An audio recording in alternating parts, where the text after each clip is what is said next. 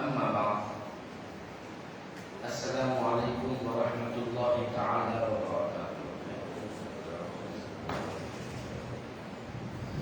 محترم حاضرین اکرام و ناظرین،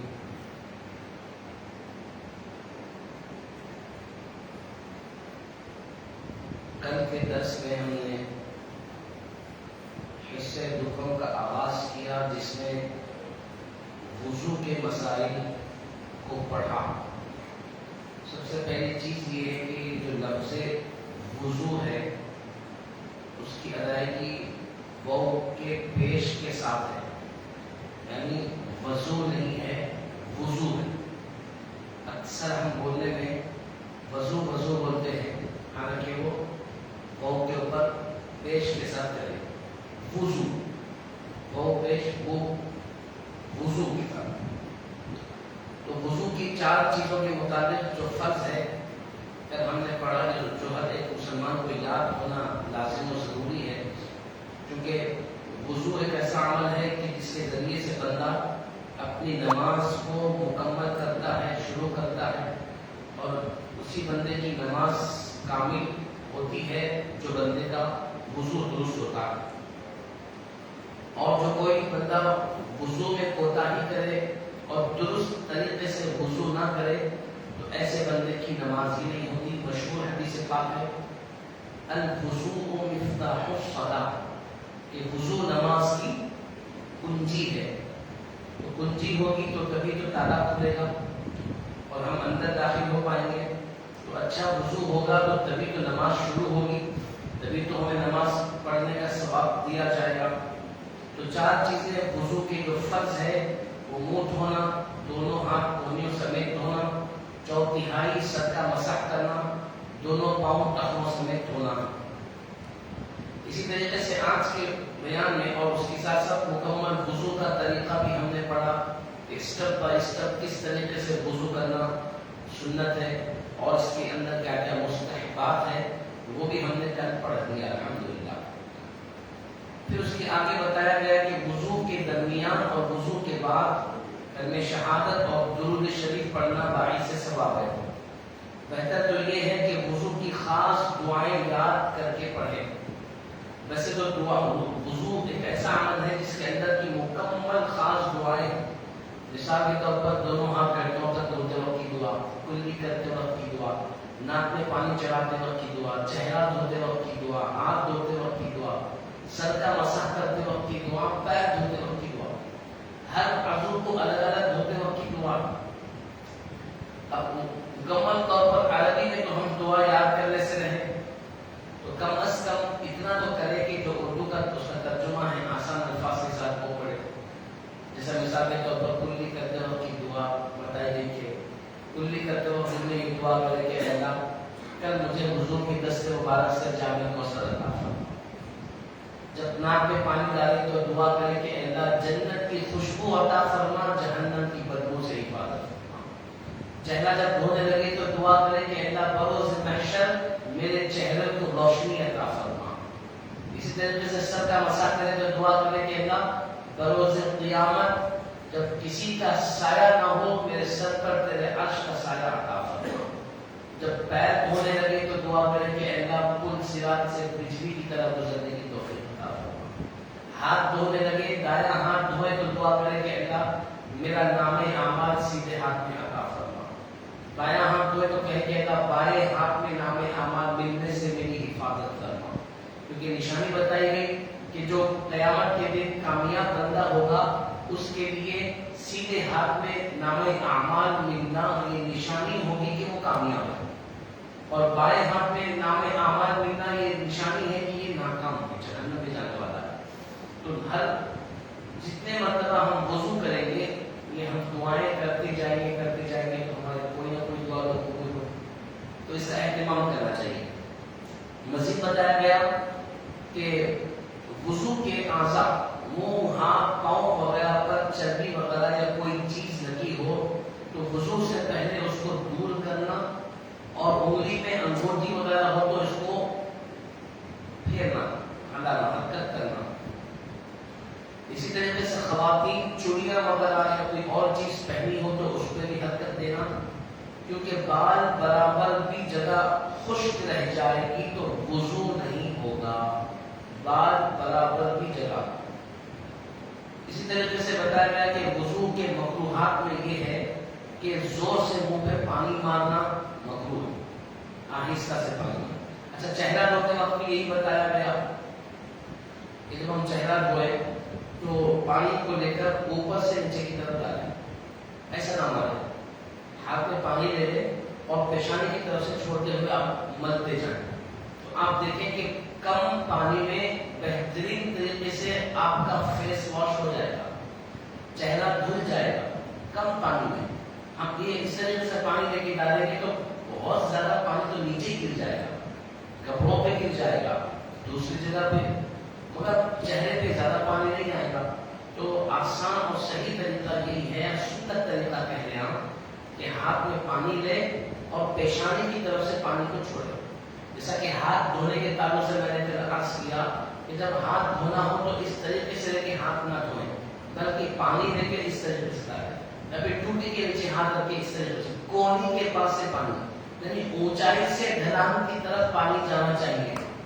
اس میں آسانی ہوگی کہ پانی اچھی طرح سے پہنچے گا جگہ جگہ پر، آسانی سے ہاتھ دھونے میں، اسی طریقے سے چہرہ دھونے میں آسانی ہوگی. تو زور سے منہ پہ پانی نہیں مارنا چاہیے. 3 بار سے زیادہ کسی حصے کو دھونا مکروہ ہے. 3 مرتبہ دھونا، 1 مرتبہ دھوئیں گے فرض ہو جائے گا، اس طرح سے 3 مرتبہ دھوئیں گے سنت اور مستحب ہو جائے گا. 3 مرتبہ سے زیادہ پانی استعمال کریں گے تو آپ پانی زیادہ بہانے والوں میں شمار ہوں گے، جو کہ مکروہ ہے. ہو سکتا ہے آپ سے بروز محشر حساب لیا جائے کہ ہم نے تجھے پانی جیسی نعمت دی تھی، تو نے زیادہ استعمال کیوں کیا، زیادہ کیوں پانی کو بہا دیا. اسی لیے جتنی لمٹ ہے اتنا ہی کام کرنا ہے. اسی طریقے سے ناپاک جگہ پر بیٹھ کے وضو نہیں کرنا، جہاں پہ دوسرا گندا پانی ہو، مشکوک پانی ہو، اور حمام ہے، مولی بند ہے، حمام کا پانی جمع ہے، وہیں پہ بیٹھ کے وضو کرنا منع. ہاں، اگر حمام صاف ستھرا ہے، پانی جمع ہوا نہیں ہے، تو وہاں پر بالکل وضو کر سکتے ہیں. مسجد کے اندر وضو کرنا مکروہ ہے. مسجد کے اندر کے معاملے میں یہ بات ہمیں بہت زیادہ احتیاط کرنی چاہیے کہ ہم جہاں تک ہو سکے اپنے گھروں میں ہی وضو کریں. مسجد میں آ کر وضو کرنا صرف مسافروں کے لیے، مجبوروں کے لیے، جن کے گھر مسجدوں سے دور ہے، ایسے کاروبار کرنے والے لوگوں کے لیے وضو خانے کی گنجائش ہے، طہارت خانے کی گنجائش ہے. جن کے گھر مسجدوں کے قریب ہوں ان کے لیے مسجد کے اندر وضو کرنا مکروہ ہے. اسی طریقے سے پیشاب وغیرہ کرنا یا اس کی راہ سے کوئی چیز نکل جانا، جسم سے خون و پیپ وغیرہ نکل کر بہ جانا، منہ بھر کے قے ہو جانا، کسی چیز کے سہارے سو جانا، بے ہوش و مست ہونا، نماز میں کھلکھلا کر ہنسنے سے وضو ٹوٹ جاتا ہے. یہ وضو ٹوٹنے کی چیزیں ہیں جن چیزوں سے وضو ٹوٹ جاتا ہے. طہارت وغیرہ ہو جائے گی، ہم پیشاب ہو، بڑی طہارت ہو، چھوٹی طہارت ہو، اس سے وضو ٹوٹ جائے گا. ہوا کا خارج ہو جانا، وضو ٹوٹ جاتا ہے. اسی طریقے سے کوئی کنسی وغیرہ ہے، وہاں سے پیپ یا خون نکل کر بہ گیا. ایک ہوتا جگہ پہ نکلنا، ایک ہوتا نکل کے بہ جانا. نکل کے اپنی جگہ سے آگے کی طرف بڑھ گیا تو آپ کا وضو ٹوٹ جاتا ہے. اسی طریقے سے منہ بھر کے قے ہونا، اگر ہم قے ہو گئی، تھوڑی سی بھی بات مرتبہ خوب کھا لی، اچھا ماشاء اللہ، تھوڑا بہت نکل جاتا، پریشان نہ ہونا، وضو ٹوٹ گیا، میرا پہلے وضو ٹوٹ گیا، نماز نہیں پڑھتا. لوگوں کو بہانا ہونا، تھوڑا بہت نکل گیا تو وضو ٹوٹ گیا کہ نماز نہیں پڑھتے، شیطان کی طرف سے. تو یہ بات ذہن میں رکھے کہ وضو ٹوٹنے کے لیے منہ بھر کے قے ہونا.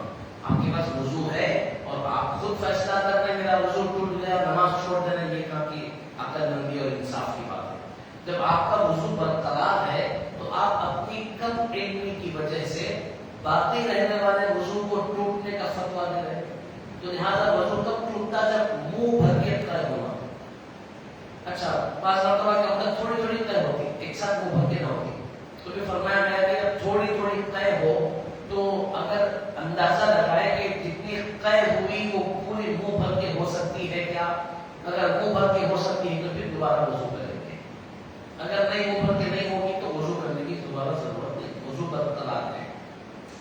इसी तरीके से किसी चीज के सहारे से सो जाना, अक्सर नमाज में सो जाते हैं, नमाज सुबह जुमा सुनते हो, फजर में भी बयान सुनते सुनते सो जाते, नींद आया, झटका लगता मस्जिद में थके हुए रहते, नींद पूरी न होती, फिर मस्जिद पर बैठने की वजह से शैतान सुला भी देता हो जाता। तो अगर टेक लगा के नहीं सो रहे आप, मस्त नींद लगे, तो भी आपका वजू नहीं गया, और इतना कि आप एक ढुलकी उठ देती है, जमीन के खरीद से जाके ऊपर उठ के आ गए, तो बाद उलमा ने फरमाया कि ऐसी नींद में वजू टूट जाता। लेकिन आपकी हद तक कुछ भी ना हुई, सिर्फ बैठे हुए सुकून से और सो रहे आप, नींद में है, ना धक्का लगा, ना ढुलकी हुई, ना टेक है, तो आपके वजू को कोई नुकसान नहीं हुआ। ये भी देखिए आप, नींद की नींद भी हो गई, वजू का वजू भी रह गया। तो इसी प्रैक्टिस करेंगे कि ऐसा सोच अच्छा है बोलते। तो इस हिसाब से बताया गया कि अगर टेक लगा नहीं समझो आप, कोई टेक पीछे है हमारे, यानी जैसा कि खंबा वाला है, कोई चीज है, टेक लगा के बैठे, नींद लगे, थोड़ी देर के भी नींद लगे तो आपको वजू जाता रहा। अक्सर जुमा के मौके में देखा जाता है कि बाज़ लोग, और खास तौर पर बड़ी उम्र के अफराद और नौजवान भी टेक लगा कर बैठते हैं, तो उनको नींद लग जाती है, आंख बंद हो जाती है, उनको महसूस नहीं होता, और वो ये समझते हैं कि भाई हमको नींद नहीं लगी, लेकिन हकीकत में वो सो जाते हैं और उनका वजू चला जाता है, और वो ये समझते हैं कि हमारा वजू बरकरार है, और वजू बरकरार न रहने की वजह से उनकी जुमा की नमाज तक पूरी नहीं होती। इसलिए 100% एहतियात करना चाहिए। अगर आपको महसूस हो जाए कि आपको नींद लगी और आप टेक लगाए हुए थे, फौरन जाके ताजा वजू करके आना चाहिए। इसी तरीके से बताया गया, नमाज में खिलखिलाकर हंसने से वजू टूट जाता, क्योंकि जब नमाज में खिलखिलाकर हंसेंगे तो वजू टूट जाएगा, और वजू टूट जाएगा तो नमाज भी टूट जाएगी। तो अगर किसी वजह से ऐसा मौका आ जाए, खासकर उम्र बच्चे, जिस उम्र के बच्चे होते हैं, आपस में इशारे वगैरह नमाज के अंदर करते हैं, हंस लेते हैं, अल्लाह ना करे कि कभी हंसी से बड़ों के साथ आए कि नमाज में हो और खिलखिलाकर हंसी आ रही हो, जो बड़ी ताज्जुब की बात हो सकती है। तो अगर नमाज में वजू और खिलखिलाकर हंसना किसको कहेंगे, ये भी डिपेंड करता है कि खिलखिलाकर किसको कहते हैं हंसना। तो फरमाया गया कि आपकी हंसी की आवाज आपके बाजू वाले को आ जाए तो उसको कहते हैं खिलखिलाकर हंसना। आपकी आवाज बाजू वाले को आ गई तो मतलब ये है कि खिलखिलाकर हंसे।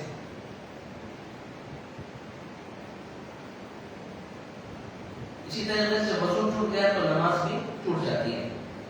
अगर किसी को हमेशा पेशाब जारी रहने या बवासीर वगैरह की शिकायत हो तो हर नमाज के वक्त नया वजू कर लेना चाहिए। ऐसे वजू से उस वक्त की नमाज और कज़ा नमाज नीज सुन्नतें नफलें सब पढ़ सकते हैं।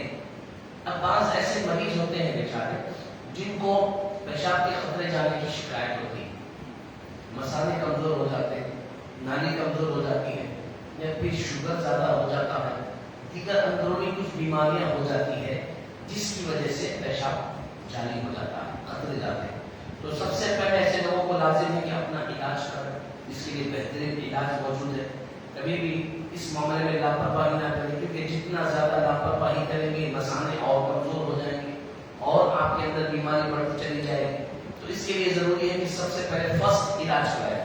दूसरी चीज कि अगर आप इलाज करा रहे हैं लेकिन ये सिलसिला जारी है तो ऐसे मरीजों के लिए फुक़हा इकराम ने रास्ता बताया कि मिसाल के तौर पर ज़ोहर की नमाज का वक्त है, अब आप वुजू करेंगे और वुजू करके नमाज का वक्त हो जाएगा, आएंगे सुन्नत पढ़ेंगे, आएंगे सुन्नत पढ़ने के बाद फर्ज पढ़ेंगे, फर्ज पढ़ने के बाद उसके बाद की सुन्नतें नवाफिल पढ़ेंगे और उसके बाद भी चाहे तो कोई कज़ा नमाज भी पढ़ लेंगे। अगर इतने दरमियान में भी आपकी बीमारी की वजह से पेशाब के खतरे जाते रहे तब भी आपका वुजू नहीं टूटेगा, आपकी पूरी नमाजें हो जाएंगी। जब आप उठ करके चले गए तो फिर पलट के आके नमाज नहीं पढ़ सकते, फिर वजू करके नया वजू करके आपको आकर नई नमाज पढ़ना पड़ेगा।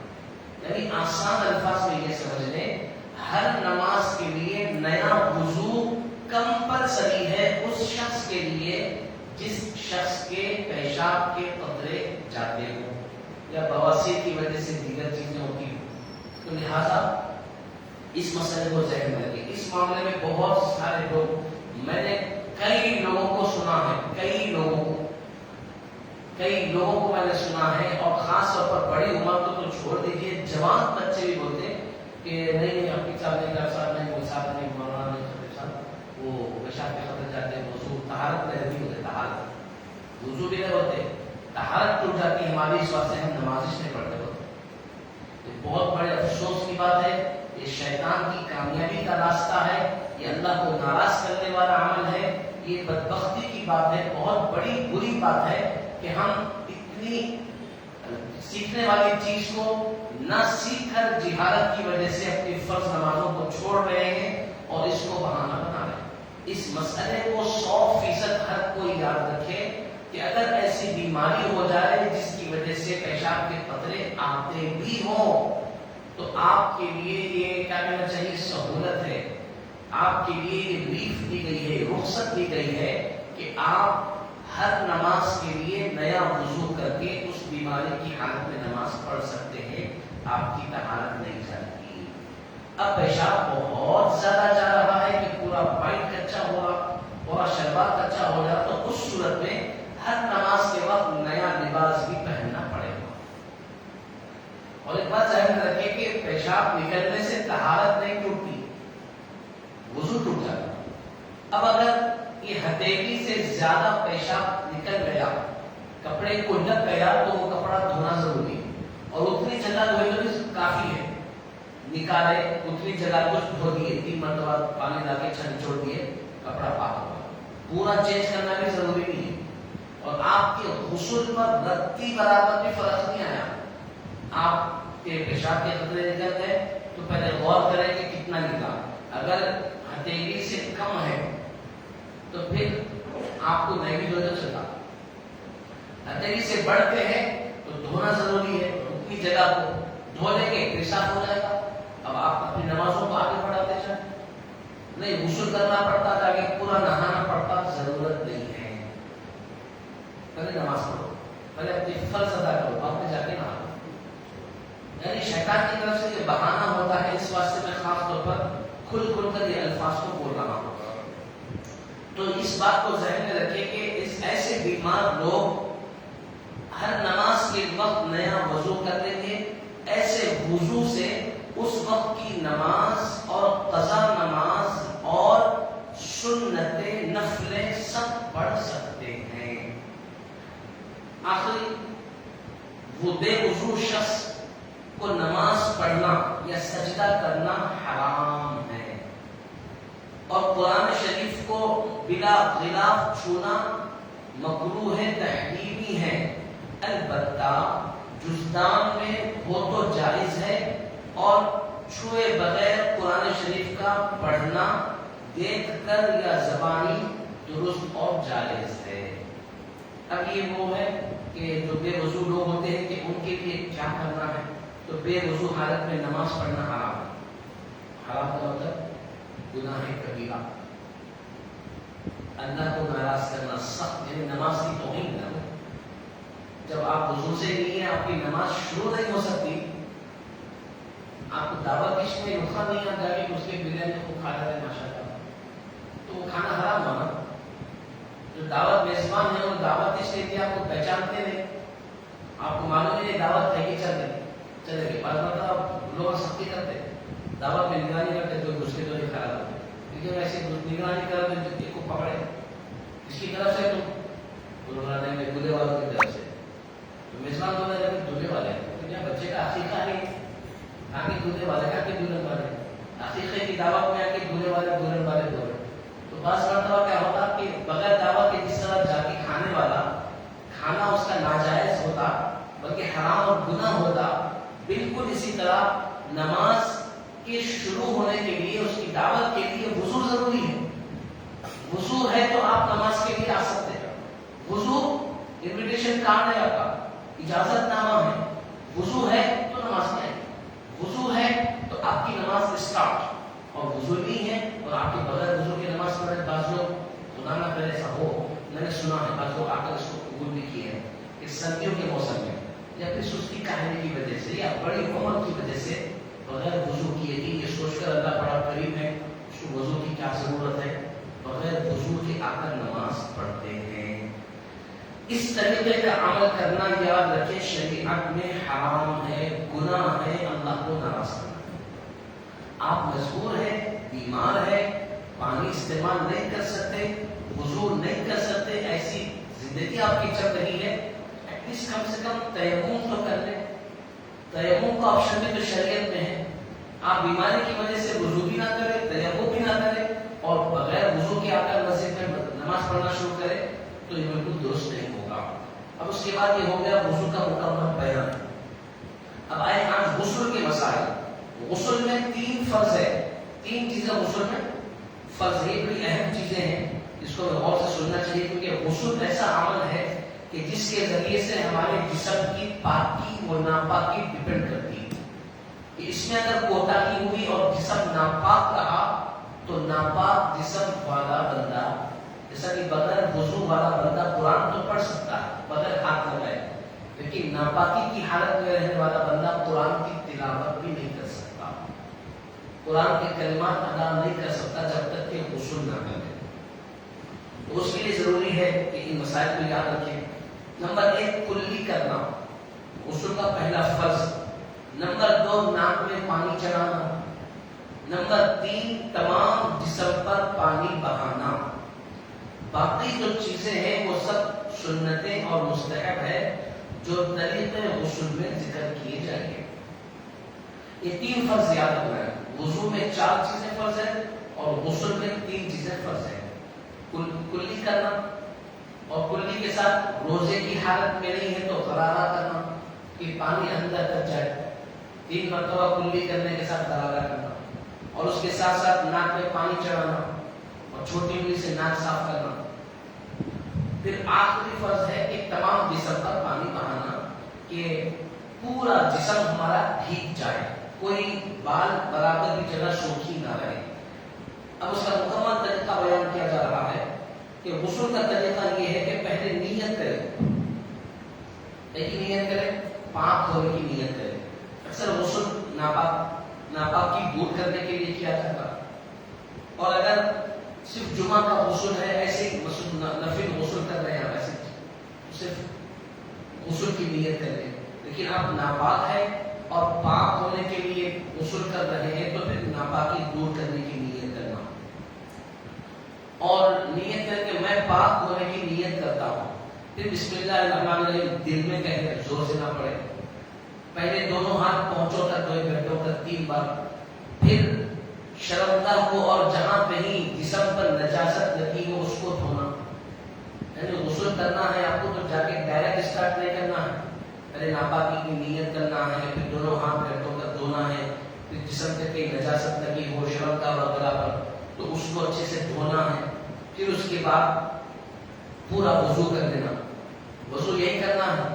اکثر لوگوں سے میں پوچھا کہ آپ لوگ غسل کرے تو وضو کب کرتے، تو لوگ بولے وہ غسل کرنے کے بعد نکلنے سے پہلے وضو کرتے ہوتے نہیں۔ آپ کا وضو شروعات میں ہو جانا، غسل ہونے کے بعد وضو نہیں کرنا ہے، شروعات میں ہی وضو کی نیت کرنا ہے۔ یعنی آسان الفاظ میں یہ سمجھے، آپ اگر غسل کر رہے ہیں تو وضو اور غسل دونوں کی نیت کر کے کرنا، تو مکمل شرمگاہ وغیرہ دھو لینے، جسم کی نجاست دور کر دینے کے بعد پورا وضو کر دینا۔ اس وضو میں کلمہ شہادت اور درود شریف وغیرہ نہیں پڑھنا، جیسا کہ دیگر وضو میں ہم کو کلمہ شہادت پڑھنا ہے، درمیان میں درود شریف پڑھنا ہے، دعائیں وغیرہ پڑھنا ہے، تو یہ حمام میں بیٹھ کے نہیں پڑھنا۔ پھر فرمایا گیا اس وضو میں اچھی طرح کلی کرے، ناک میں پانی چڑھائے، وضو کے بعد تمام جسم پر پانی بہائے۔ جب وضو ہو جائے تو اس کے بعد تمام جسم پر پانی بہانا۔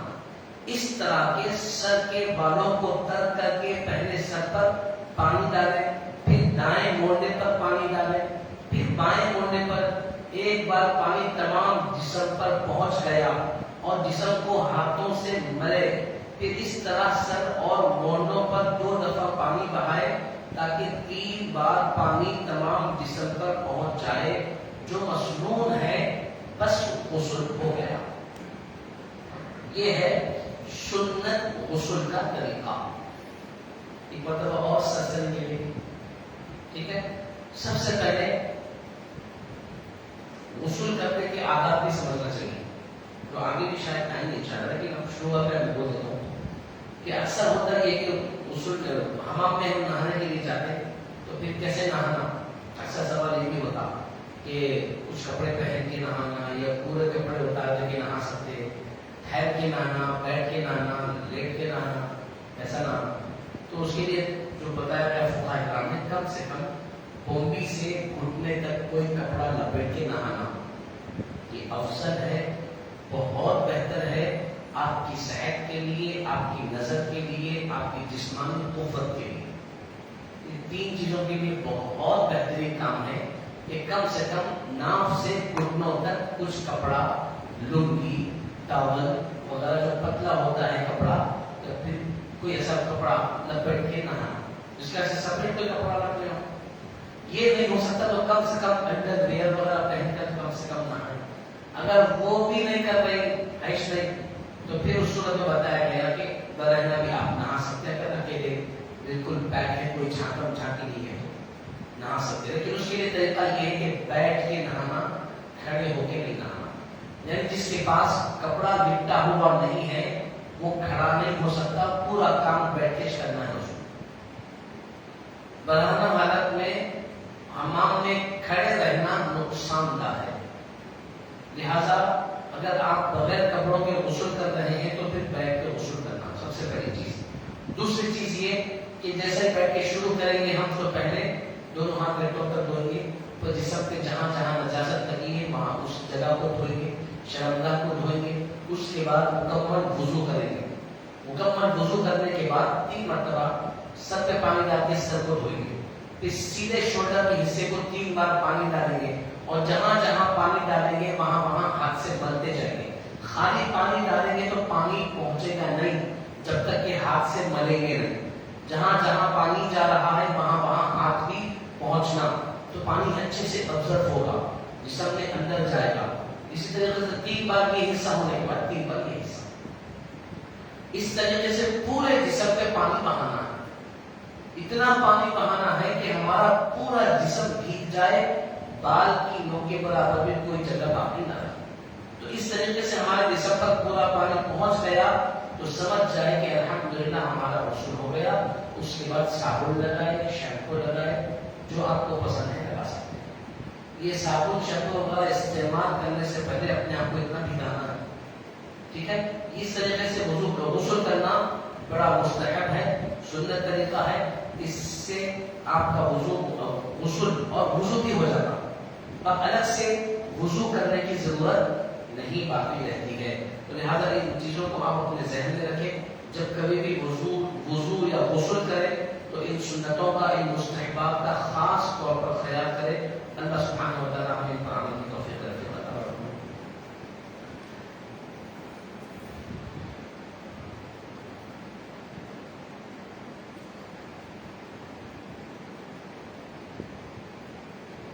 جی,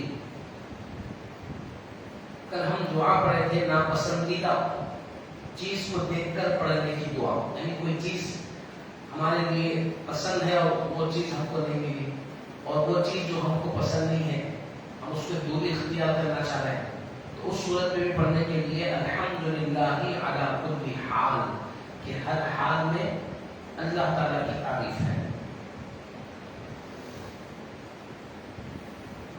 اب انسان اگر ہر حال میں اللہ سبحانہ و تعالیٰ کی تعریف کرے گا تو اس سے برکت یہ ہوگی کہ اللہ کے شکر گزار بندوں میں شامل ہو جائے گا. اور اللہ کے شکر گزار بندوں میں شامل ہونا یہ کوئی معمولی بات نہیں, کوئی بڑی بات نہیں. آج کی دعا ہے عیادت کے وقت پڑھنے کی دعا. کسی بیمار پر جائے, مریض کی عیادت کرے تو یہ دعا پڑھے, لا بأس طہور انشاءاللہ. اس کا ترجمہ ہے کہ کوئی بات نہیں, انشاءاللہ تم ٹھیک ہو جاؤ گے. بخاری شریف میں اس دعا کو ذکر کیا گیا. اب یہ دعا کو آپ دیکھیں کہ کسی بیمار بن جائے، پہلے تو بیمار کے پاس جانا بہت بڑا اجر و ثواب کا کام ہے. ہمیں چاہیے کہ ہمارے خاندان میں، ہمارے پڑوس میں، ہمارے دوست احباب میں کوئی بیمار ہو جائے تو ان کی عیادت کو جانا. حضور فرمائے کہ اگر کوئی کسی بیمار کی عیادت کے لیے جاتا ہے، جتنے قدم رکھتا ہے اللہ تعالیٰ ہر قدم کے بدلے کئی ہزار نیکیاں اسے عطا فرماتا ہے. یہ بیمار کی عیادت کے لیے جانے کا اجر و ثواب حدیث میں بہت آیا ہے. تو اب جب بیمار کے پاس جائے تو کوشش یہ کرے، اس کے عادات بھی بتائے گئے. بیمار کے پاس جائے تو بالکل مختصر وقت بیٹھے بیچارہ آرام کرنا چاہ رہا، بیٹھے بچے منتخب ماننے سوچنا چاہ رہا بیچارہ، اس کو اٹھا کے بات کر رہے ہیں، بات کرو. تو بیمار کے پاس جائیں گے تو لمبا نہیں بیٹھیں گے، بلکہ مختصر بیٹھیں گے، مزاج پرسی کریں گے، آ جائیں گے. اپنی طرف سے زیادہ مشورے بھی نہیں دینا. میں یہ بولوں گا بیچارے کا ایک جگہ علاج چل رہا ہے، ڈاکٹر کو بتا رہا، بیچارہ کھا رہا، وہ اچھا نہیں، وہ دوا اچھا ہے، وہ گولی اچھی ہے، وہ دوا اچھی ہے، وہ کہیں کھا رہے تو یہ کھاؤ ہو کے پورا معاملہ بگاڑ دیتا. یعنی کوئی بھی انجینئر ہو، سائنٹسٹ ہو، پروفیسر ہو، جاب نوکری کرنے والا ہو، کاروبار کرنے والا ہو، بیمار سے ملے گی ڈاکٹر بن جاتا. ہر کوئی اپنا اپنا مشورہ دیتے. نہیں وہ دوا اچھا، یہ گولی اچھی، وہ دوا اچھی، وہ تم پانی پیو، وہ کاڑھا پیو، تم وہ گولی کھاؤ، وہ پاؤڈر کھاؤ، رات میں ایسا کرو، دن میں ایسا کرو، ایسا ڈھونڈو، ایسا کرو. آپ بیمار کے پاس گئے، اس کے بعد سے کیا ہے اسلام میں شریعت میں طریقہ، اس کے پاس جانا، مزاج پرسی کرنا، خیر خرید پوچھنا، اور اس کے ساتھ ساتھ اتنا الفاظ، اتنا جملہ بولنا ہے، لا بأس طہور انشاءاللہ، پریشان مت ہو، انشاءاللہ شفا مل جائے. تسلی دینا، ہمت دینا. بعض لوگ حیرت میں لا دیتے، بیمار ہو گئے، خدا نخواستہ سمجھ جائیں گے، بابا دیکھیں ذرا اچھا بولی کھاؤ، جان چلے جائے گی تمہاری، بیمار ہو جائے گی، مر جائیں گے، کچھ بھی ہو جائے گا، ٹانگ چلی جائیں گی، شوگر بڑھ جائیں گی، ایسا ہو جائے گا، اور ڈرا کے بچائے گا. حیرت میں لا دیتے، سوچ کے انسان اور بھی. آپ کے الفاظ ایسے رہنا جس سے اس کے اندر ہمت آنا، انہیں بولنا کہ بس انشاءاللہ اچھا ہو جاتا. تو ہمارے حضور صلی اللہ علیہ وسلم جب تشریف لے جاتے کسی بیمار کے پاس تو بالکل قریب بیٹھتے، محبت سے جو باتیں کرتے، اس کے چہرے پر ہاتھ، سر پر ہاتھ پھیرتے، دعا پڑھتے، اور یہ دعا کے الفاظ حضور کے رہتے کہ لا بأس طہور انشاءاللہ، پریشان مت ہو، اللہ تعالیٰ ضرور شفا عطا فرمائے. حضور تشریف لے رہے. بس ہمارے لیے بھی بہت ساری نیکیاں کمانے کا طریقہ یہ ہے کہ پتہ چلے کہ ہمارے خاندان میں کوئی بیمار ہے تو جا کے ان کی عیادت کرنا. آج کل یہ چیز ختم ہوتی جا رہی ہے. سب کے لوگ، غریب لوگ بیمار ہو جا رہے ہیں، پکڑ کے کچھ نہیں، چچا ہے، پھوپھا ہے، ماموں ہے، تایا ہے، غریب لوگ ہیں، دوست رشتے دار دور کے لوگ دور کی بات ہے.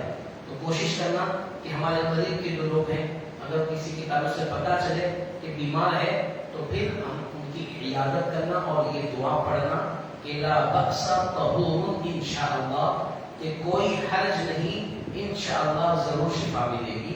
اللہ تعالیٰ ہمیں عمل کی توفیق عطا فرمائے. اب آئیے اس کے بعد التحیات میں بیٹھنے، دونوں سجدوں کے درمیان بیٹھنے کا کل تفصیلی طریقہ بتا دیا گیا. آج التحیات یعنی قاعدے دو ہوتے ہیں.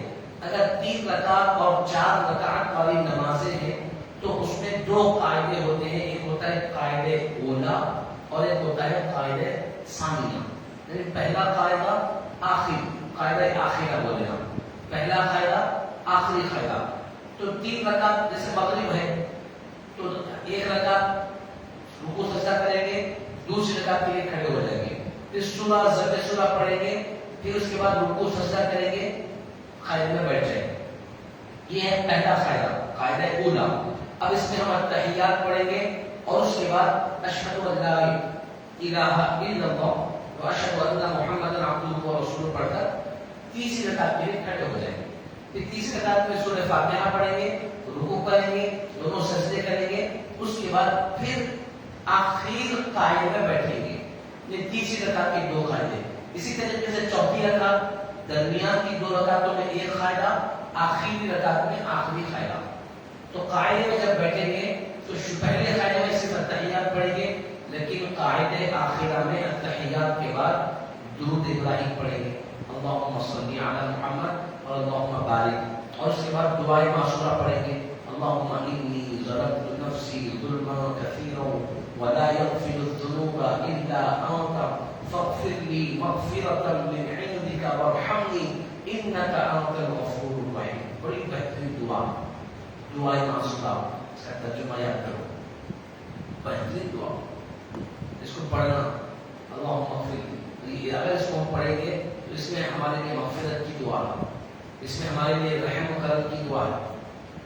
اپنے آپ پر جو ہم گناہوں کے ذریعے سے ظلم کرتے اس کا اعتراف ہے، اللہم انی، اللہ بے شک میں نے ظلمت نفسی، اپنے آپ پر ظلم کیا، اپنے پر ظلم کیا مطلب تیری نافرمانی کر کے، گناہ کر کے، تیری مرضی کے خلاف کام کر کے اپنے آپ پر ظلم کر لیا، فاغفر لی مغفرۃ من عندک وارحمنی، بس میری مغفرت فرما دے، مجھ کو بخش دے، میرے لیے مغفرت کے دروازے کھول دے، رحم فرما مجھ پر۔ اس طریقے کی دعائیاں بہترین الفاظ اس دعا میں ہیں، تو لہٰذا اس کو یاد رکھیں اور اس کا اہتمام کریں، اور جب یہ پڑھ لیں تو اس کے بعد دونوں طرف سلام پھیریں، السلام علیکم ورحمۃ اللہ سیدھی طرف، پھر السلام علیکم ورحمۃ اللہ بائیں طرف۔ سلام پھیرنے کا مشہور طریقہ انشاءاللہ تعالیٰ کل کے درس میں ہم پڑھیں گے، سنیں گے انشاءاللہ تعالیٰ۔ آئیے روزمرہ کی دعا ہے، بسم اللہ الذی لا یضر مع اسمہ شیء فی الارض ولا فی السماء وهو السمیع العلیم، بسم اللہ الذی لا یضر مع اسمہ شیء فی الارض ولا فی السماء وهو السمیع العلیم، بسم اللہ الذی لا یضر مع اسمہ شیء فی الارض ولا فی السماء وهو السمیع العلیم۔ سبحان اللہ وبحمدہ، سبحانک اللہم وبحمدک ونشہد ان لا الہ الا انت نستغفرک ونتوب الیک۔ اللہم صل علی سیدنا محمد وعلى آلہ واصحابہ افضل صلوات